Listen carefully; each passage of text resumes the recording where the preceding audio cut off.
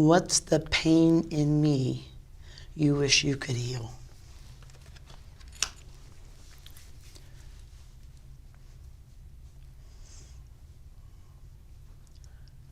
Nobody deserves to be human trafficked.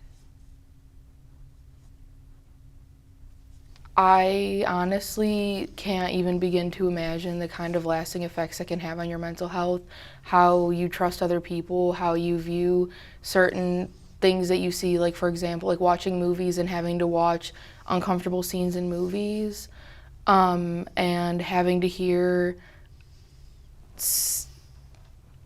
assault brought up in conversation and in music. It was really hard watching you go through that when I was a kid, and watching you hurt like that all the time, and watching you not understand what you were feeling. And I think that would be the biggest pain that I would heal, because it wasn't just directly that pain. It was like a domino effect, and it caused so many other issues for you. Nobody deserves to hurt like that. Can I let you in on a secret? I'm glad no one can take this pain away from me, because this pain that I have, that I go through, gives me the courage to go out there and talk and make people aware of what's going on. So I'm okay with that pain now. 23 years of being trafficked. I'm okay with that pain. I'll take that pain any day now, just so I know, even if it helps one person, I would gladly go through that pain again.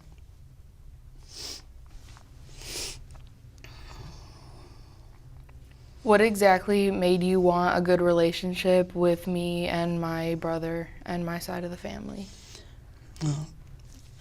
Your dad, when I first met your dad, he told me that he had 2 kids, and I knew your names and your birthdays before I even met you, even before I even got to see a picture of you.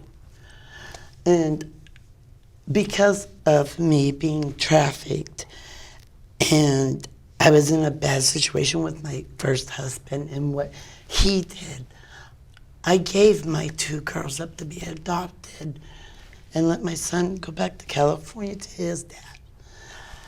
And,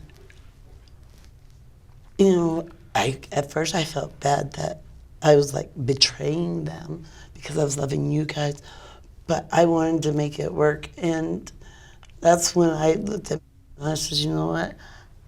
I'm gonna like your mom, because it makes it a lot easier to have a relationship, and it's not gonna be bad on the kids.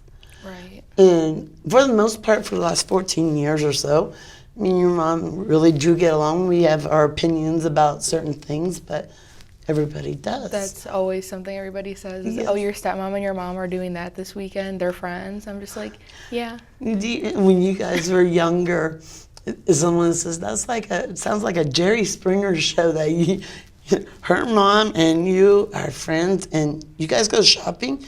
You even go to concerts I feel together. Like the past 14 years have been more like a Jerry Springer show than any of us want to admit. But I want to change it. Everyone thinks I don't like your mom. I love your mom. I do. And I wanted to make sure you guys had a good childhood, And you guys didn't need to be stressed out, because first of all, your mom and your dad were separated. Now here comes this other woman. And it's so much easier if everybody gets along. Yeah. Because I've heard the horror stories about other stepmoms. I'm like, oh my God, I don't want to be that stepmom. Yeah, you were never that. I don't ever want you to think that anybody ever thought that about you. Yeah, but and that's why I was like, I want to be open with you. That's why there was no topic off. You could tell, we could talk about anything, So, yeah. What role do I play in your life? I feel like, I don't know.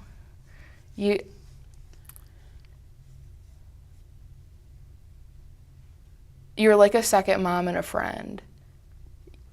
Like that, I think that's what I would answer that question, as a straightforward answer. And I think it was really cool having you and my mom, because it was, you know what I mean? Except when they would think I was your grandmother. I thought that was pretty funny. And that I was your mom's mom. Yeah, no, that wasn't funny. I think you've played an important role in me growing up the way I am now. especially because we've always had the same interests. And at the point that I had the interests that I did, nobody my age really had the same ones. And my mom didn't have them either. So I think that it was super important because you were my friend, but you also would crack my ass if you needed to. Not physically, but I think it was very nice having you in my life growing up, because I wouldn't have the personality that I do now or not take shit from anyone the way I do now. You definitely gave me a backbone, which I really appreciate. You taught me not to be a doormat, and you taught me that I don't have to take anything from other people, that I can be myself, and that I can look how I want to, and I can enjoy the things that I want to, and I just want you to know that it was something I really appreciated growing up with you. Thank you, Jasmine. I just wanted you guys to have, a good life. That's all. I didn't think I was doing anything special. I'm just Valerie. That's all I am. I'm just Valerie. In what ways has being a survivor of human trafficking most affected the way you raised me? I always wanted to keep you aware of your surroundings as you were growing up. I mean, people think that people that get taken for human trafficking are being kidnapped off the streets. They're not. Right. It's people you know. And I just wanted you to be aware of your surroundings constantly. And even today, I'm like, Jasmine, pay attention to your surroundings, because you never know what's going to happen. And that's why I thought, I'm always going to be honest. I wanted you to, be aware.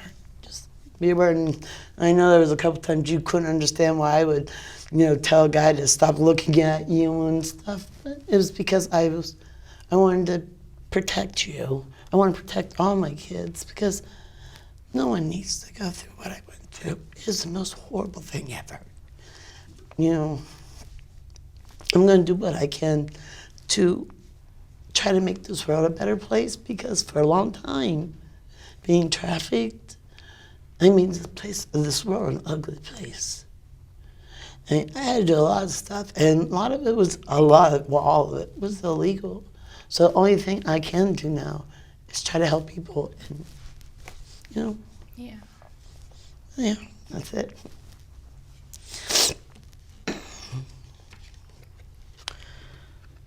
Does it bother you that I am now so open about me being a survivor of human trafficking? Not at all. Since I met you, have seen how horribly affected your mental health has been, because it's hard. It's really hard. I have a hard time talking about getting upset because my car won't start.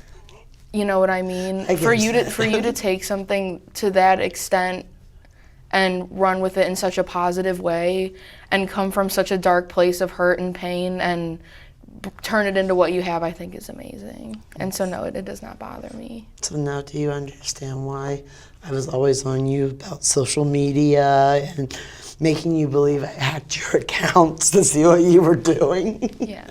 It wasn't that I wanted to be nosy. I wanted to make sure you were safe. And when I was younger, that wasn't as easy as it is for me to understand now. So I mean, you knew I to obviously, some point, but well, I wasn't aware of what had happened to you either, so I didn't look at it from you just trying to be protective and make sure that I was doing okay.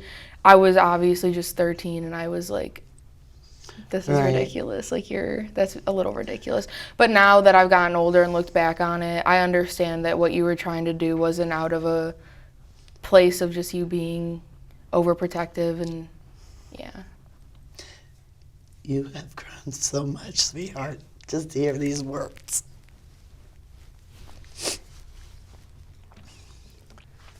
What makes us family? What makes us family? Oh, you gotta answer it. What makes us family? I don't know how to put it in words. You just are, you know. And not only that, because you're my husband's kids, you know.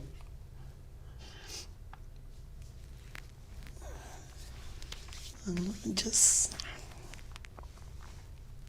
it was like one day you were just there and you're my kid. You Now know? 14 years later, I'm still here. Yes. Sorry about your luck. No. I've enjoyed, like I said, watching you grow. And you, how would I say this? I don't want to make you emotional or anything, but when you started noticing boys, well, or boys noticing you as you were growing up, I did not ever plan on telling anybody that I was trafficked. But then I started reading and I'm looking in the social media and you were actually the first person that heard my whole story. Your dad didn't even know the whole story. For me to sit down and talk to you and tell you everything, you know, I didn't hide anything. I wanted you to be aware of everything. But because I was able to do that with you and sit down and make you aware, you're part of the reason why I went out there and started talking. Because I look at you and I'm like, someone else's child could benefit from this too.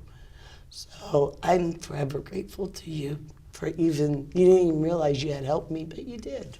By letting me tell you what happened to me. It took a couple years because I was playing with it in my head about, well, how should I do it?